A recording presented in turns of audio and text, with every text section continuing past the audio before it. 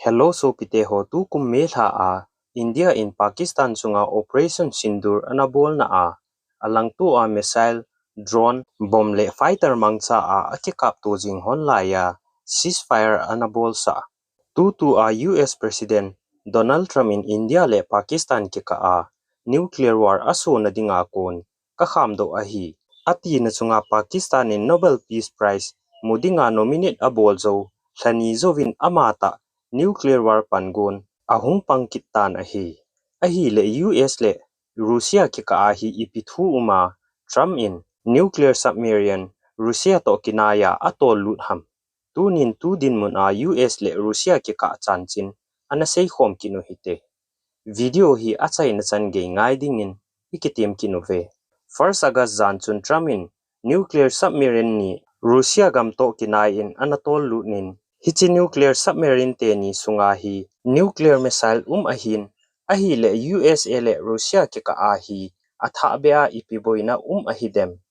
tu masang chun Russia former president anahi Dmitry Medvedev in dead hand thu anasei chu ipgi US president Donald Trump in adon bud na a nuclear submarine ahin mancha ham Donald Trump ani veichan na a president ahong kai ahin doctrine of deterrence kiti achipin vanuya gamzo se chung tabang a tariff akoitan ahi tu hin India in Russia koma thau akicho jingji hin India chunga 25% tariff akoizin chule aggressive le preemptive security poster aha mancha in Iran chunga B2 bomber mangchan Iran te nuclear sim namun pi bom anatha khumin chule Russia in 8 August ka a Ukraine chunga agalbol anga adingin thupi enabolin hichini khu ate pi ka ahi agalbol anga lova ahile achunga sanction khota abol khumding chule galjong kabol khumding na hetin US in Russia koma gi na anabolin ahi Donald Trump in Russia agi na hi Russian former president le tu a deputy chair of Russian Security Council hi Dmitry Medvedev in nuclear missile mangchan analegi in ahi aman US alegi in a nuclear hi gamdang ho nuclear to banglova mihim ngai lova ama amachama leng do a target akap jing thei perimeter system ahi lole that meant ya zong ke he automated retaliatory mechanism nuclear ahi ichi nuclear hi US in Russia gama mihim zo si nuclear mangchan tha chai zong le nuclear radiation akon hoiza kon hung ke pat hamti a het do paiza ama amachama leng do a America akap jing the ahi Medvedev in asebe na achun dead man nuclear kisim dan le aman cha ho Iran te kapi uwa Iranin nang ho chunga ahin kap theizu ahi tin anagi ben ahi hiti ahi Donald Trump in Russia gi cha na abol kumnunga Medvedev in alegi na ahi Russia te nuclear dead hand system hi atile nuclear dang ho to ki aham perimeter hi amindi ta ahin NATO ahi lo le western country hon dead hand ya ahet nu ahi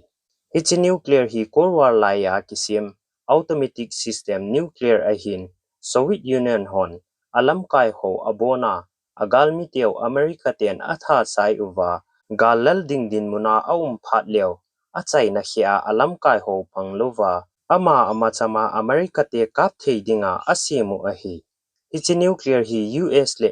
gamdang hon Russia chunga nuclear ahin kap ting leo nuclear detonation detect abola chule Russia to communication aman kha ahi lo le Russia gama radiation le leikithing ahe na ahi le ama amachama leng do a America akap thei dinga kisim ahi hichi nuclear hi korwar khanga Soviet Union te sim ahin tu nungzinga zong Russia in update abola aman na lai ahi Medvedev hin kisung ta a US in Russia gam nuclear mangchan kap chai zong le US le kap thei mancha anei na chunga US ki na anabol ahi hi chu doomsday threat tin zong akehen ahi Medvedev in America in achung wagi na anabol na chunga don butna ananei chu Tramin le don butnan nuclear submarine ni Russia gam to kinaizin anasol lutan ahi Russia gam kom hoilai pena asol lut hamti wang anasei pon ahin Russia hlumlam gam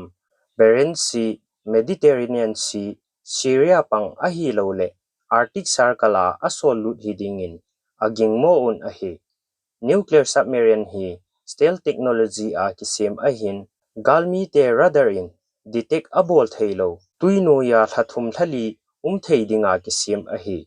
America te nuclear submarine hin, Trident 2, D5 nuclear apo ahin, namun tuinoy lang apat, minute som thum ka a, Russia gamsung jose, hoylay mun hile, nupsiela akap thay ahi. Donald Trumpin asaybe na atsun, Medvedev banga kamay maya migi ho kahipon, anato a pudo omi kahi anatin, sule kezong kakitsa poitin, anadon butkinin ahi. America in nuclear submarine ahin tolu na azi hi, Russia adventurism diter ahi lo le kham na a abol ham, NATO allies ho, reassure abol na ham, ahi lo le Russia in, Iran nuclear kapiding ahi ati chu, abol ta abele, Iran kap humdinga atol nai hiding ahi, NATO gamho hin Trump support abolu ahi, ahin Trump le Russia kika ahong boy sang kha ding hi, NATO country ho kichao ahi, azi chu tu a world superpower tu la a,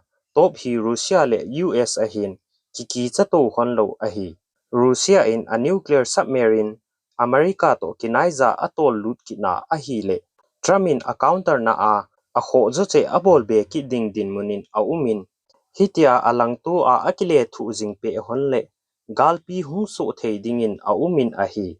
alang khana China hin, agu a US chalo dan avet hi jing lai ta, hikit ahi, China hin ati le, US hi Russia to ahung ha ki boijin, hichika achun, Taiwan gal ka bol kumin, kato pha in South China Sea, ka khot noizin ka koi dem tia, chang pangkit ahi. Trump na to thil bol hi Cold War laya, Cuban Missile Crisis bang, hung so thei dingin a umin ahi. Trump hin Russia chunga economic sanction abol zova, Ukraine chunga agal bol anga anadinga, deadline api zova atha be a, nuclear submarine, Russia to kinaya atol lutkit ahi.